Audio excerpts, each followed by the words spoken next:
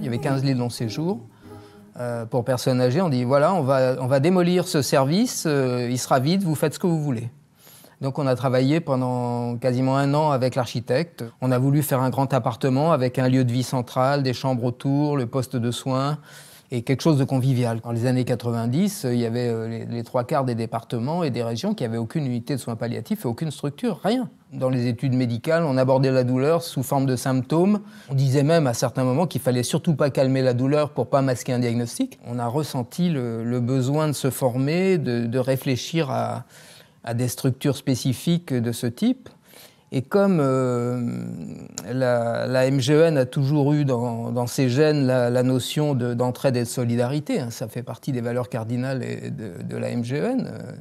Je crois que c'est pas par hasard qu'on travaille à la MGEN. Hein, ça avait quand même un sens. Très vite, on a été bien formé à l'évaluation de la douleur, à la reconnaissance de la douleur. Alors, douleur physique, douleur morale, souffrance morale.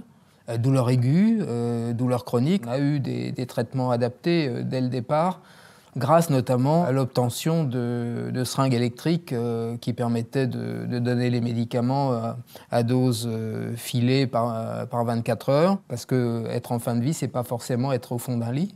Les unités de soins palliatifs n'étaient pas des unités où on attendait de mourir, mais c'était des unités où on vivait le mieux possible le temps qui restait à vivre. Au début, même, avec les patients, on élaborait des projets de vie. On a fait des choses magnifiques. Hein. D'abord, on avait des moyens.